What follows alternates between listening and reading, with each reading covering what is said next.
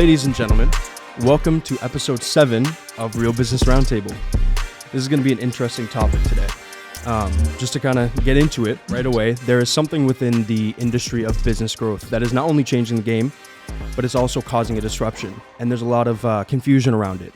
And, that's why I think that we should talk about it, help people understand it, because, I'm not an expert on it, but you know a lot more than I do. I know a little bit about it, but what we're talking about is artificial intelligence. Mm-hmm. So, it's been all over the news. It's been a major topic, but like I said, there's a lot of confusion around it right now. Do you want to kind of...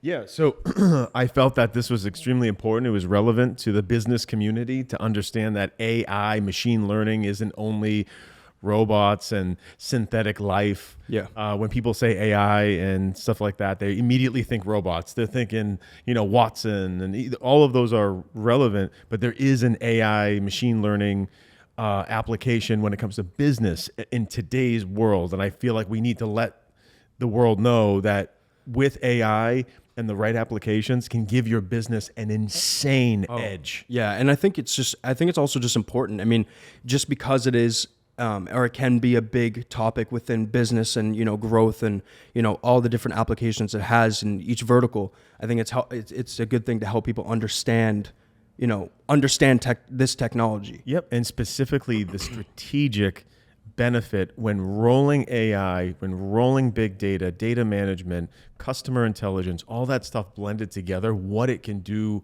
for your company. Yeah, there's a lot of big companies that not secretly, but they don't really talk about it.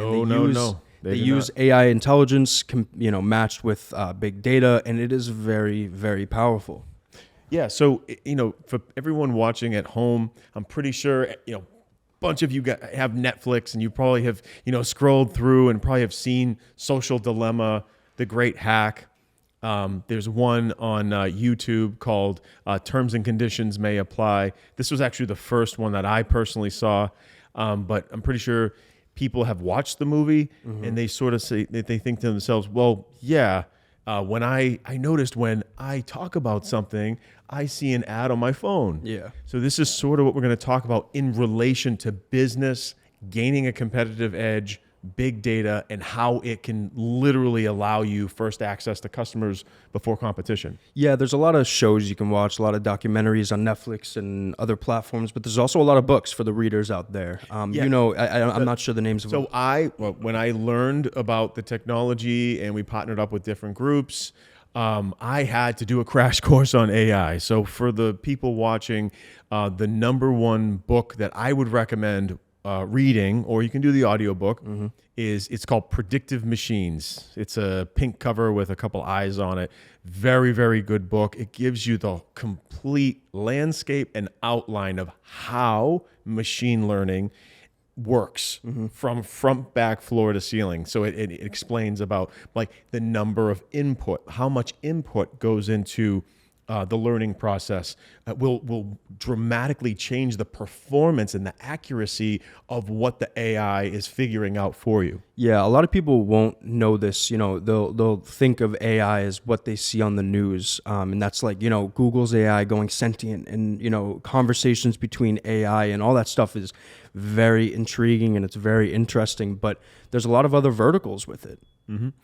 Yeah, so when it comes to like business application, we're going to break it down like this because our audience are typically entrepreneurs, aspiring entrepreneurs, business people, maybe advertising people, and they want to gain a competitive edge. So what's going on right now in the world is data is one of the biggest commodities. We all know this. People are chasing data, accurate data, in-market data, knowing when a customer is likely to buy. But the biggest challenge right now is the data management and the compartmentalization of that data, the organization of the data. How am I going to read or understand this data to make my next move? And now with AI and machine learning, when you combine big data and the AI machine learning, now it's the best of both worlds. Now that can do all the thinking for you and allow you to have like laser focused performance. See, the only thing with that sort of technology, that extent of a technology, is that you have to know the right people in order to get access to it. But let's talk a little bit about how massive companies are using it to their advantage. What is it doing? How are they using it? So I know that a lot of these companies, it's kind of obvious from the way that this discussion has gone, is that they're using it for advertising, to get in front of people, for better return on investment, for better, customer acquisition, even retention. And so I want you to kind of get into that a little bit more in depth. Yeah, so whether it's national, and by the way, the most advanced AI customer intelligence technology in the world is only available in the continental United States. What we're looking at, if you just imagine, like, say you're a national company, you can sell to anybody. You have your universe of customers that you can potentially sell to. Technology like this that taps into big data around each consumer will feed into the technology and allow you to know. For example, I give people an analogy of an apple tree. Picture you have an apple tree. And this is to kind of dumb it down so everybody understands how this works. You have an apple tree that's growing apples. Some are ripe, some are just, blooming, some might be rotten. You have all your competition that sell a similar product around the apple tree. Just follow me for a minute.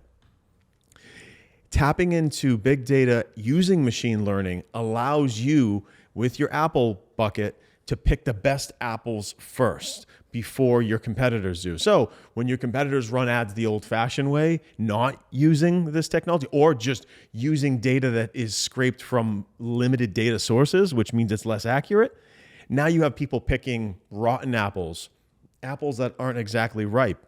When you're using the highest level of data scrape, data points, data sources, deep and wide machine learning, now you have the best apples, the best opportunities coming through your funnel. Mm-hmm.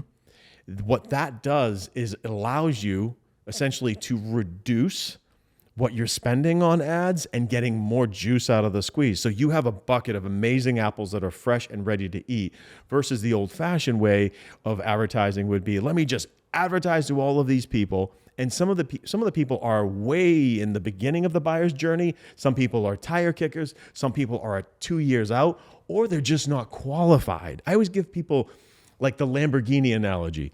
You got a 15-year-old kid that works at a fast food joint, and they say to their friend, hey, I want to buy a Lamborghini. I want a Lamborghini. According to a lot of in-market data sources that claim like, oh yeah, in-market data in market, they are targeting those people that are not qualified to buy, but they did express interest. Mm-hmm. So it's a very straightforward, linear decision. When you have something that's really robust, that actually does the qualification for you, you get a much more actionable target list. You know exactly who's ready to buy, where they are in the buyer's journey. So what happens is you're actually getting better performance, you're spending less ad dollars, and now you're not wasting those resources. But at the end of the day, there's a ton of people out there, and we'll get into what makes technologies different from each other. But at the end of the day, some of the best technology in the world is not available to the public. And basically, you have to know the right person to get your hands on this. Yeah.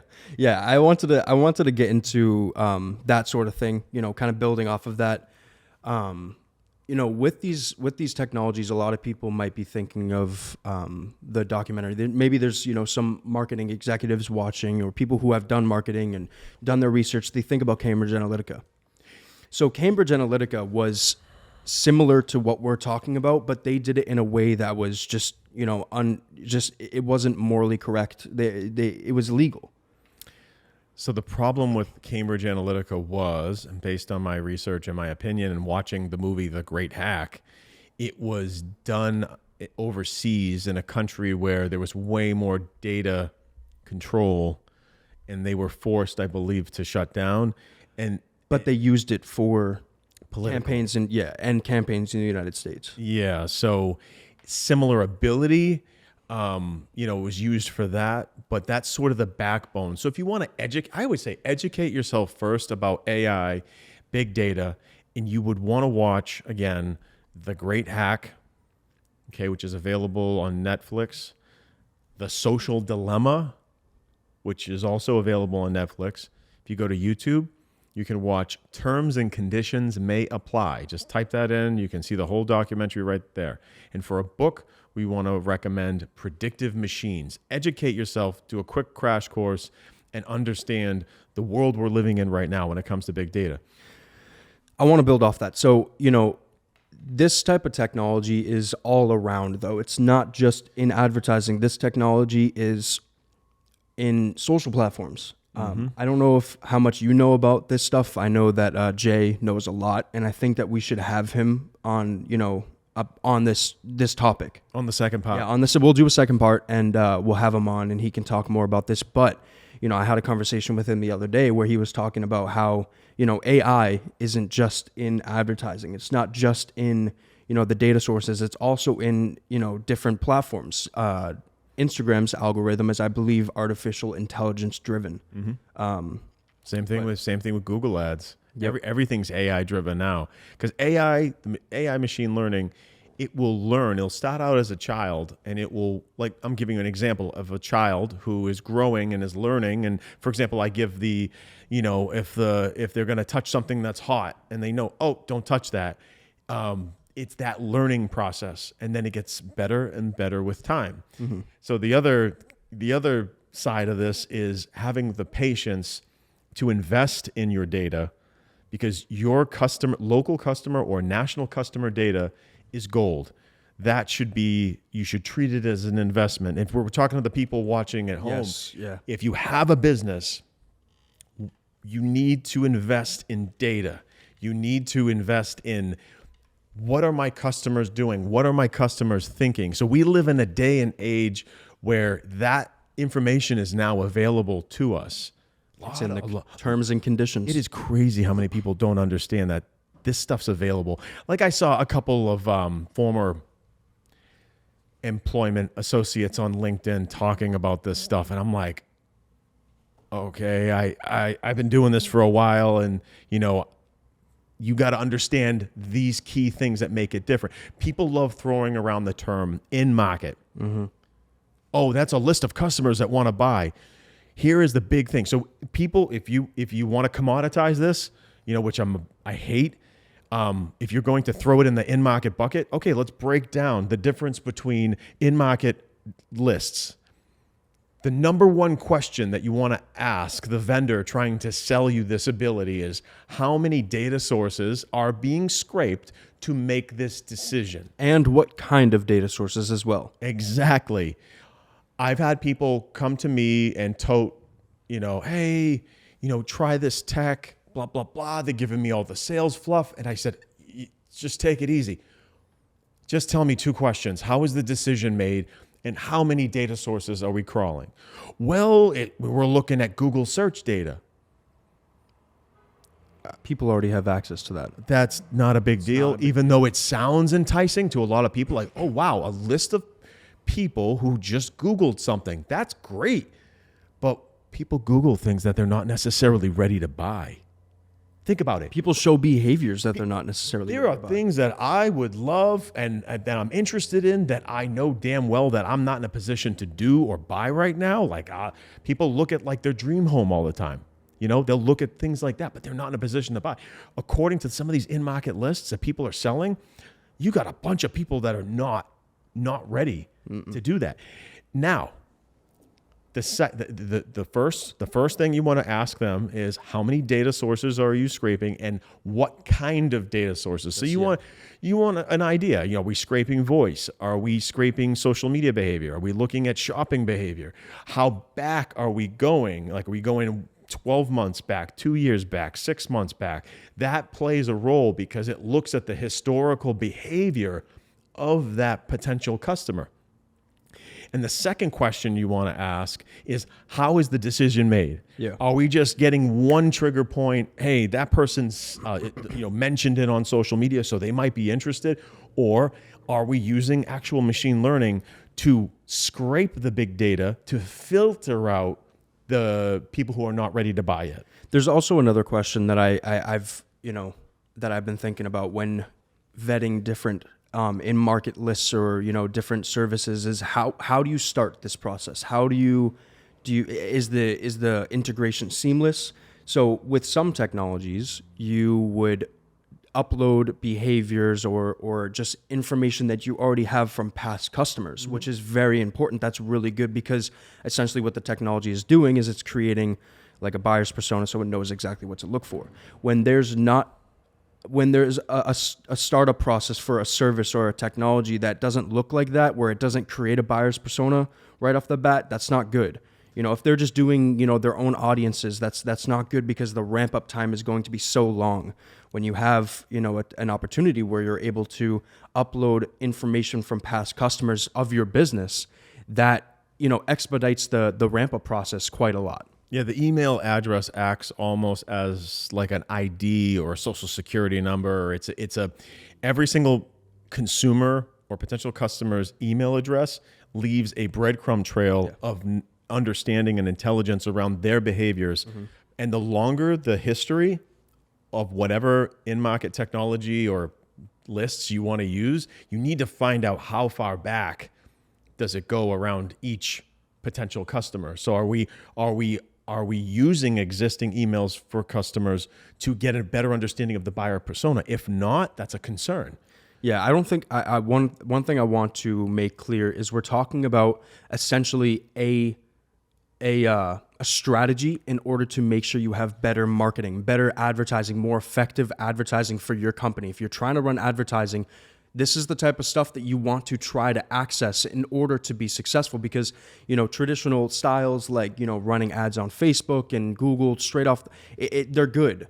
But to create an audience like this and upload it into your advertising, that is very powerful. It's a really good strategy that a lot of business owners need to be able to take or need to take advantage of and be knowledge of. Yeah, and I just wanted to like make sure everyone knew kind of what we were talking about. And back to what I said earlier, it's scary how many small business owners don't even know that this stuff exists. They will say, "Oh yeah, I see ads for things that I've talked about." And I'll say, "Okay, that's sort of like it, yes, but this is more of the cream of the crop, best of the best ability we're talking about." So when we're talking to clients and stuff like that, and we're doing our consulting and we're helping our clients grow, sometimes, most of the time, we have to educate why investing in customer data is very important. But it's I feel that educating is the most important piece, because if the customers understand what's going on, like, I don't want them thinking like, "Oh, there's a magic button that I'm going to hit and I'm going to know what no. You need to fully understand that this is an investment. Just like everything else, it's a process. I agree with what you're saying. Exactly. So everybody understands this at home. Traditionally, before this technology or this ability was available, you would have people who would mine data. They would go through data from all different sources and they would have to sort it out. Some of the world's biggest organizations, they sell data because they pull from, let's say 50 data sources or something like that. But there was a lot of manual efforts to try to mine that data. To help people understand what we're talking about, maybe someone's very new to this. If you have an iPhone, which Apple has been trying to help people get around this, whenever you download a new app, it'll ask you if you would allow this application that you have to track your engagement on other sites. That's exactly what we're talking about. You are leaving a data trail, and that data trail is used to advertise to you. And this may sound bad. This may sound like, oh, they're spying on us. Not necessarily. It's creepy. It's new. People, these technologies are listening to you, but it helps you get advertising that is curated to what you actually want and what you actually need. Yeah, me personally, I don't mind. I would prefer to see things that I'm interested in or I'm talking about, because why would I want to see things that are not relevant to my needs or wants? And you'll talk to somebody, they're like, "Oh no, I don't like that." And it's like, well, why not? Me personally, I don't mind it. Yeah, I think I don't know how I feel about it. I don't mind it because I can't really control it these days. I mean, you can, there's ways to do it, but it's just too much effort. But I don't mind it either. I personally don't go on some social media platforms, for example, like Facebook, because when I go on there, it's just constantly stuff that maybe I talked about that I'm not really interested in. I see ads. I mean, just like everyone else, I see ads for stuff that I talked about, but I don't really care about. I can talk Exactly. about anything. I can talk about, it was funny. I talked about cakes. There was the show where this guy was, I can't remember, he was like an artist with chocolate and with sugar and with, baking and stuff. And I was talking about it. And then I went on Facebook and every single fucking video was about people making cakes. Wow. And it was like, it was just like, it's not, I don't want to see that shit. I want to see stuff that I want to see.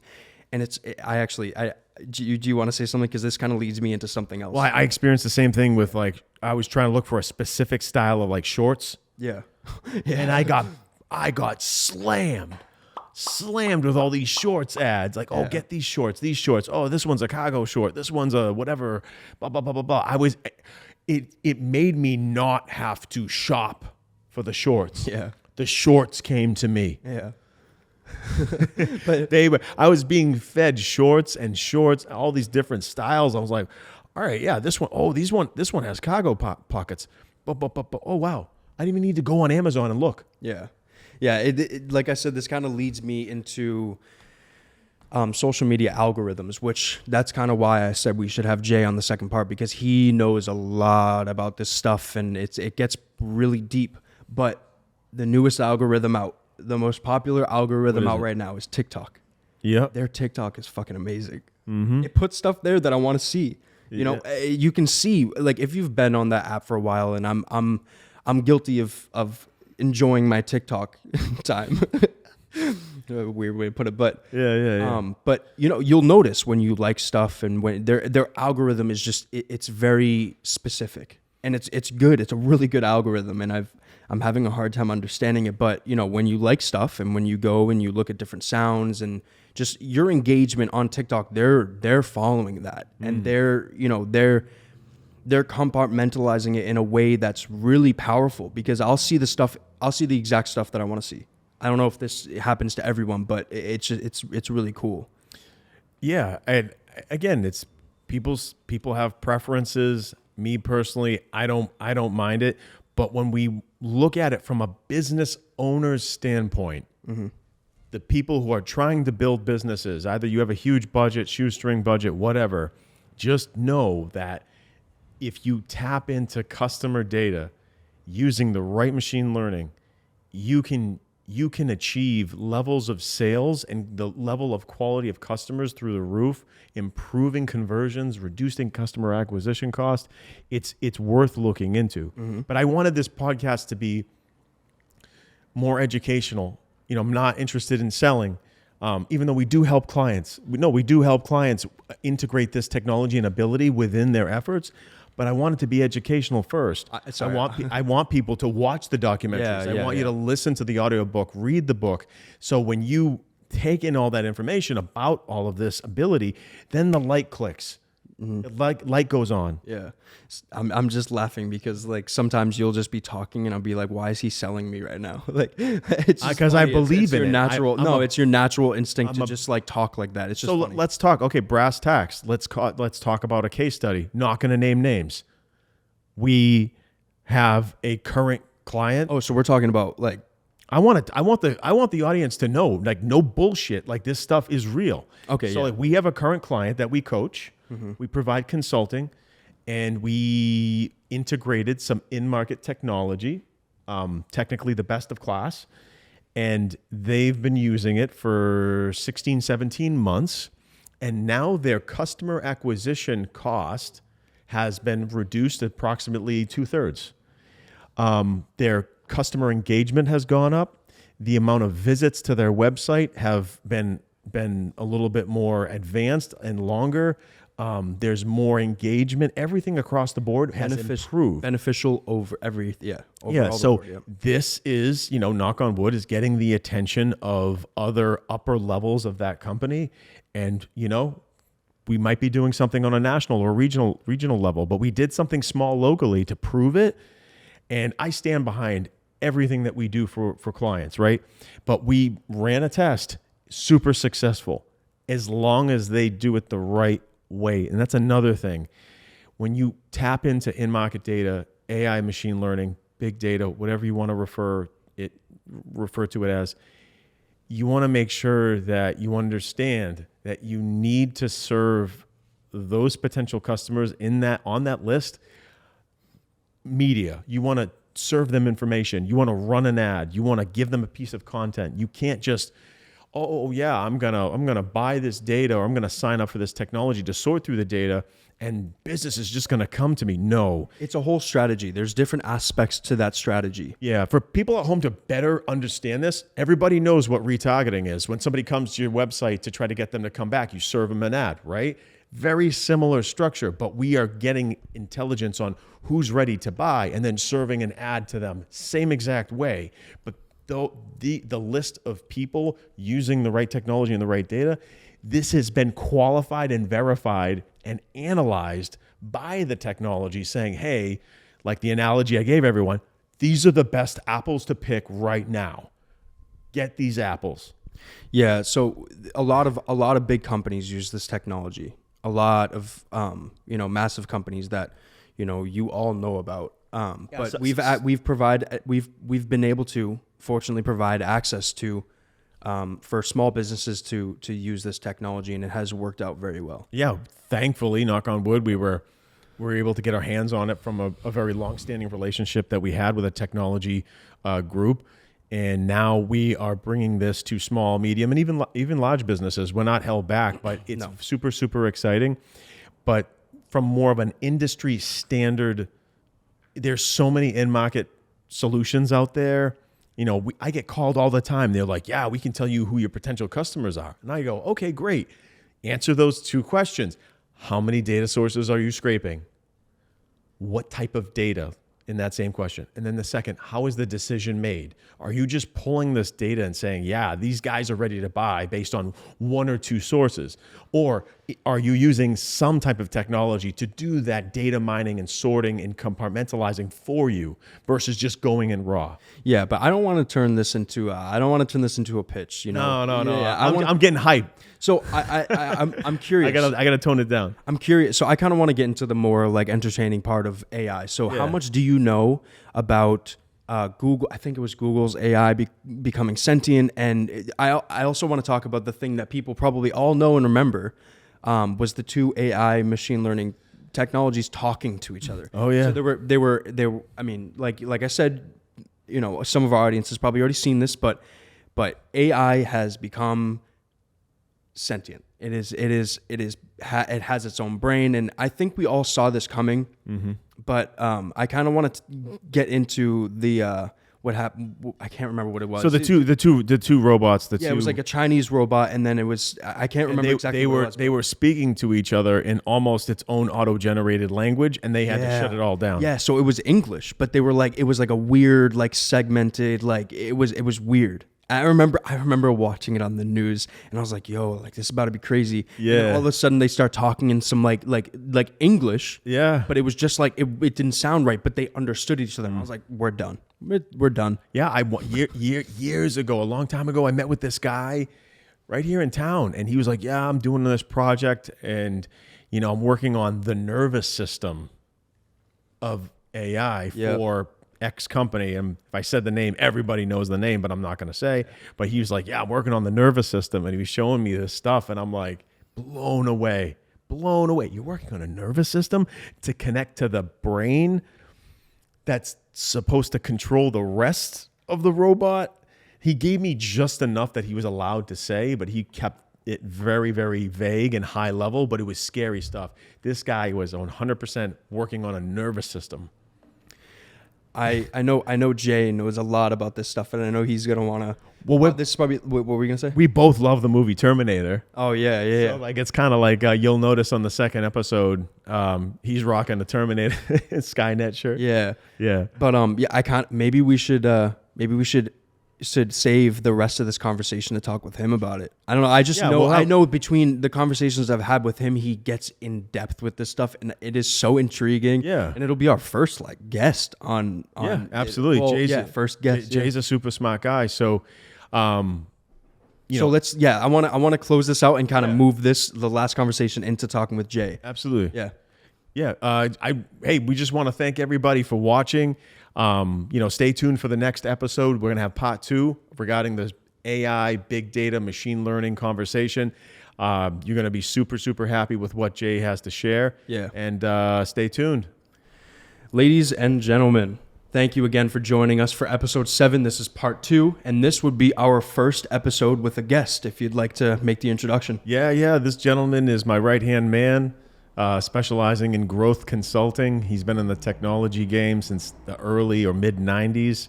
Has a very, very technological driven mind. He stays informed. He knows how to be on the cutting edge of strategy, technology, SEO, web development, you name it.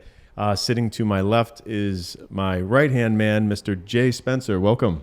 Yeah, thanks for coming on. Yeah, thanks for having me on today. I really appreciate it. Of course. So, like I had said before, this is going to be the second part to our episode 7, and we talked about AI, and I wanted to get you on because we've had conversations where you take me down this whole rabbit hole of the back end of AI and just different stuff. So if you kind of want to like bring it into the discussion. Yeah. So Jay, I know you know a lot about this stuff. You can get real deep with it. Yeah. I noticed that you're wearing the Skynet shirt, which is totally relevant for today's episode. We're both fans of the Terminator movie, so there's sort of a connection there. But I'm going to let Jay kind of shine some light on AI. And you mentioned about social platforms. Yeah. So the last conversation that we had that intrigued me was talking about like social media platforms and Instagram, and then we also kind of talked about Google's AI becoming sentient and the conversation that those guys that the AIs had and kind of the background of that. I don't know too much about it, but I know you know a lot about it. Yep. So if you kind of want to get into the conversation one, I want to know more about that one. Yeah. So with AI, there's two very distinct things. So most of it is just it's algorithms, and what ends up happening is it's taking user input and then it's formulating that into something that it can figure out a predictive behavior or something like that. And input, you're saying input specifically is the user behavior. Yes. Okay, so basically what I've got from Jay earlier, we spoke a little bit. This is really intriguing, where he said that the user's activity on these social platforms are feeding the AI, correct? Yeah, that's correct. So biggest example of this, of AI in pretty much almost everybody's daily life would be Instagram. Okay.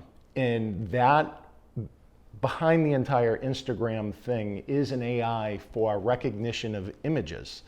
And what they're doing is they're having the users program this AI pretty much for free by putting these hashtags in. So for example, if somebody uploads a picture of a car, and let's say it's like a Lamborghini Diablo, they put in those tags, Lamborghini, Diablo, blah, blah, blah. People keep inputting these images, and this AI that's behind this image recognition eventually knows from every single angle of that vehicle that is a Lamborghini Diablo. So when they first started this project, it pretty much only had like a 40% success rate at recognizing what it was looking at in the image. Now today, it's actually over 80% as far as what it can That's recognize. fascinating. Does that have to do with do they do like anything with like facial recognition or like anything like that? So I've let's noticed. say it's a celebrity, and if people keep uploading pictures of that celebrity and it's tagged with that, it's going to recognize that celebrity. So it's directly correlated to the hashtags is essentially. Yes. Yeah. So here's the one problem with AI. So obviously you got the people on Instagram that are going to put in the tags like that aren't even relevant to it. Like I'm sure you guys have seen people do that. So that's where there's always going to be like this margin of error unless everybody tagged everything perfectly. And the same thing goes for like an AI chatbot. The AI chatbot is only as good as the people that interacted with it.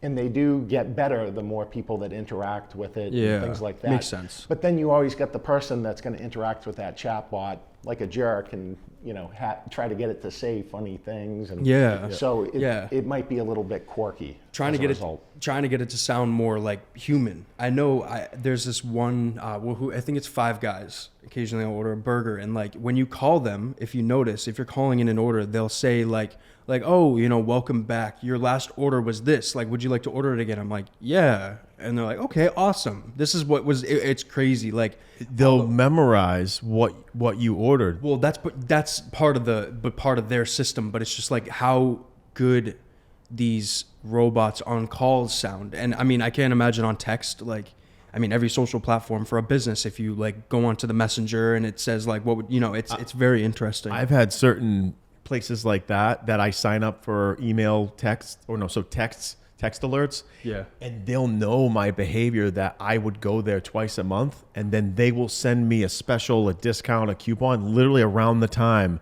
And I'm like, I was about to go there. Like, how did they know that? So it's Well, yeah. you go to like the same place every Friday, so I feel like it'd be a little easier for people like you. My son, when he put his foot down, I love this, just so everybody knows, I love this Korean barbecue chicken place. And every Friday I've been trying to convince my son, let's go on Friday. And one time he's just like, Dad, no more. It's either that or No pizza, more. It's like, or Five Guys. Let's get some pizza or like some Thai food or something. He wanted to switch it up. He was going. Didn't he say something to you? Yeah. He was like, I lunch every week. I'm like, I love that spicy Korean barbecue chicken wing. it's really good. Yeah, sponsor us. So, I kind of wanted to get into. So, I've been seeing on the news recently about Google's AI becoming sentient. Now, when I first saw it, I didn't really understand what that meant. Can you explain that a little bit when it says sentient? Well, sentient means self-aware. That something's aware that it's alive and things like that. There was recently something that happened with Facebook where they had two AIs that were talking back and forth to each other. Was that the one that was on the news with the two AIs that made their own language, kind of? Yes. So it was English, but it would say like, I am going to walk in the park, and then the other one, I will walk in the park. And they didn't know what it was really saying to each other, so they shut them down. They just shut it off. Yeah. I think we mentioned that in the prior episode. I didn't remember where specifically it was, but I remember the shutdown thing made people nervous about, I remember seeing it in the news. I remember watching it and being like it. I mean, it was like kind of a momentous event, right? And you're seeing these like AI people. Yeah. Essentially, it's weird. It's crazy. Wasn't it some kind of robot or something like that? It was. Like a physical robot, was it? I'm not 100% sure. Yeah. Wasn't there? I remember seeing. Maybe this is like it was in my all dreams, over. but I remember People were talking two about it, people, or not people. It was like the AI machines, but they looked like people. Yeah. And they were talking between each other. I think it was from different countries. Yeah. Maybe I'm lost, but So Jay, when it comes to like prediction and data input, like where do you see this going? I know you mentioned the rabbit hole. I'd like to go as far as you want, that you're comfortable with, but where do you see this going within the topic of today's discussion? Well, it could get pretty deep because all of these different AIs exist for obviously different reasons, and they have different jobs. Now, ultimately, I think down the road is all of these different AIs are going to get pulled together. So, for example, the Instagram's AI for recognition of images. Well, that would be perfect if you're building a robot that it can identify a person, it can identify a vehicle, something like that. And then you could combine other data sources. So, for example, like a lot of people love playing like the Call of Duty games and things like that. That's actually gathering data. I heard rumors about that. About how a human would respond to a particular combat situation. So now you have hundreds of thousands of hours of people playing these games. Now, if you put that in a robot, it's going to know exactly how to counter a human opponent in the battlefield. Now, if you guys, that's amazing. Now, if you guys remember what I said in the prior episode, how is the decision being made and how many data sources are you scraping? Now, just imagine thousands or millions of gamers feeding data on combat Imagine the trick scoping and stuff like that. All that stuff is being collected and analyzed. It's crazy. And then it's learning from that behavior, but it's user generated input. Yep. Which is crazy. Yeah, and going back to the entire Instagram algorithm for the AI, Yeah. that would take hundreds of years if it was just a few programmers sitting there doing that.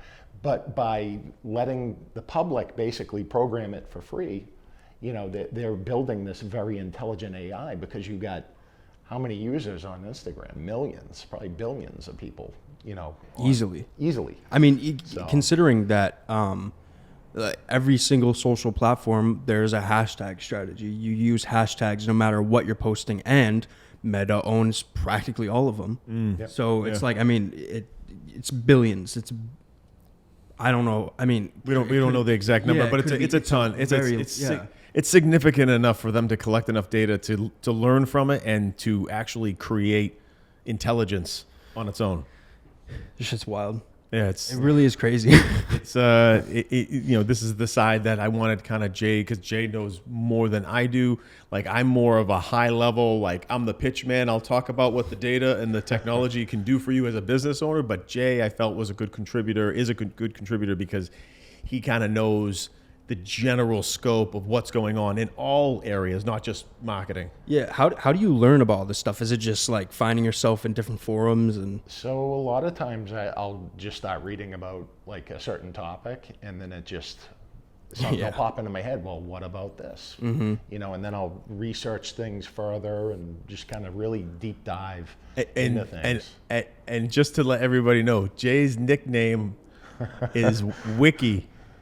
Oh, Because he knows everything. He'll be talking and he'll be like, oh, that's this and that. I'm like, how do you know this stuff? So he just likes to educate himself as a hobby. Yep. yeah. You know, which is kind of like what got us sort of like into what we do for like growth consulting, is like he just kind of did that as a hobby. Never was, you know, but he's one of those people that like to educate himself. Yeah, no, it's interesting. It's really cool. I'm trying to think of different, like, I have so many different questions about AI with the time constraint. I'm trying to think of like what else to talk about when it comes to this stuff.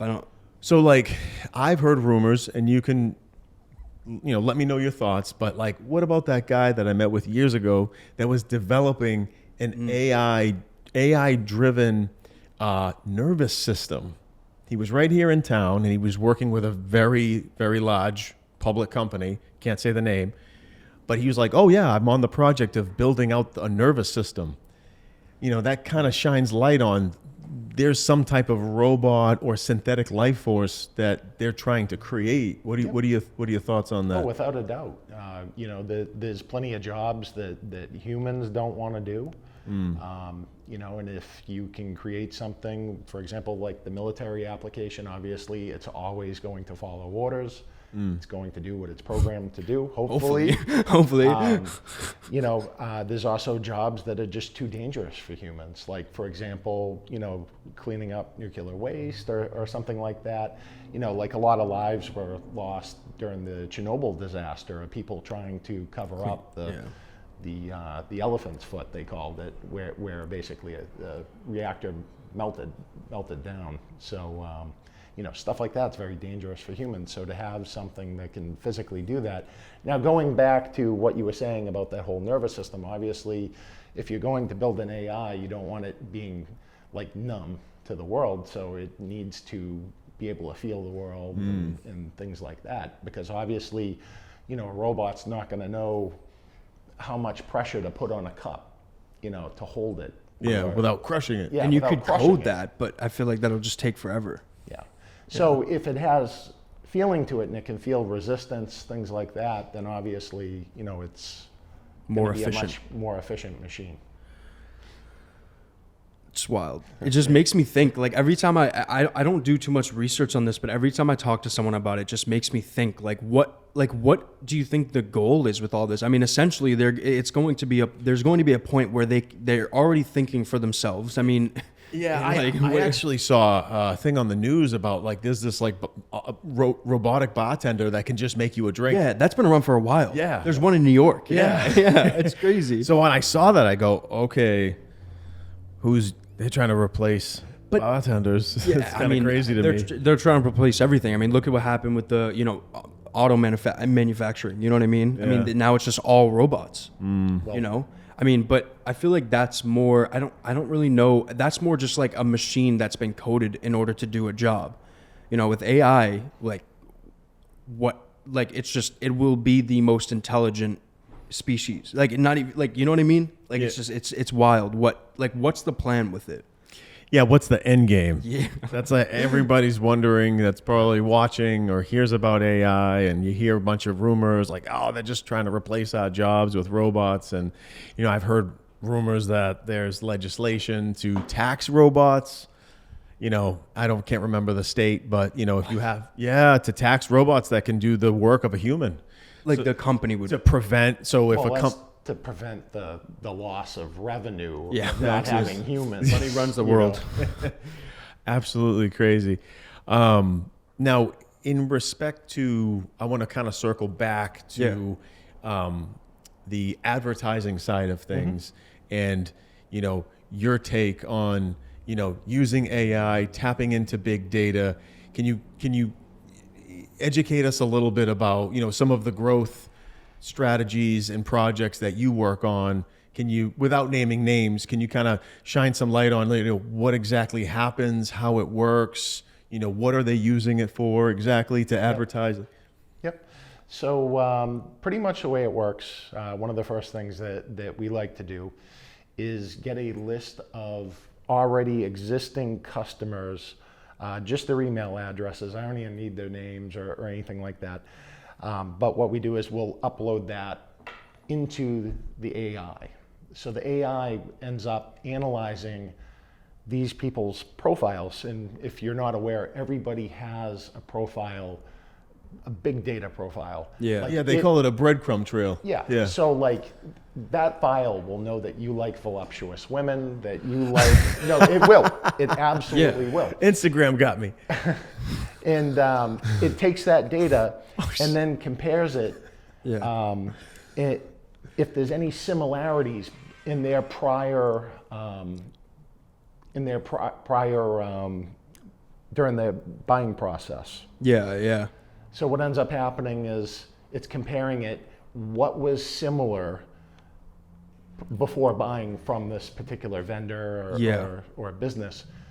So it identifies that. And then at that point, it's able to find new people online that match that Copy similar that same profile. behavior. Yeah. Wow. So then at that point, you can start serving ads to those people and targeting those people while they're, in that buyer's journey. So the email addresses that are uploaded to the AI, that sort of like gives it like a head start to understand the buyer persona. Yep. So Okay. it's just good user data that we're giving it. So it's giving it a nice jump start.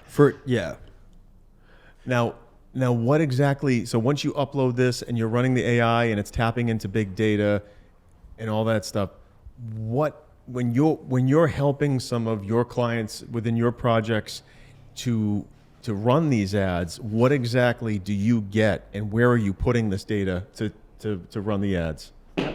So what we receive is encrypted data, so we're not able to view it, so it's still private. Now I heard because it's encrypted because the technology is going really deep and wide, and to abide by privacy laws, it has to be encrypted. Absolutely. Okay. And that information, then what we do is we take that encrypted data and it can be uploaded into Facebook. And then at that point, typically we'll run it against like audiences. So anybody that's similar to the list that we uploaded as well, it's going to start targeting groups of people like that as well. And then same thing goes for Google. If you have a decent ad spend in Google, you can actually upload these lists as well for your Google AdWords. And from what I know, enough to be dangerous, more of a high level from a marketing and a messaging standpoint, but from what I know, this is all designed as an efficiency product to allow someone who's trying to build their business get more juice out of the squeeze, so to speak, to get more out of their ad spend, right? Yep, absolutely. Wow. Essentially, it's a pre-qualification. Yeah. That's all I would like to refer to it. But yeah, it seems like we're getting the time. The time is Yeah, I wanted to thank Jay for contributing Thanks today. for having me on, guys. Of course, I we're gonna have appreciate to. So as you can probably tell, Jay loves like those like conspiracy sort of stuff, and I would love to have a Halloween episode where we dress up like all creepy, maybe have some smoke in the background, Yeah, or whatever. that'd We be just cool. talk about conspiracies. I think that would be a fun Yeah, topic. that'd be an interesting well, one. if I disappear after today's episode, then We didn't talk about nothing crazy. Yeah. Awesome. But yeah, again, thank you for coming on. You're welcome. This was part 2 of episode 7. Like we always say, follow, like, subscribe, turn on that bell notification so that you get notifications whenever we post a new video. And we'll see you next time. Awesome. Peace. Thank you. Take care. Before we actually end this episode, I just want to mention, like I do in every single podcast, I want to come up with better intros and outros, but please, we love the support. Go follow, like, subscribe. We're happy that, we're getting some feedback and it feels really good. And we're trying to grow this thing. And so I just wanted to mention, go follow us on Instagram, follow us on TikTok, go subscribe on YouTube, turn on the bell notifications so that you're notified every time we post a new episode of Real Business Roundtable. Peace out.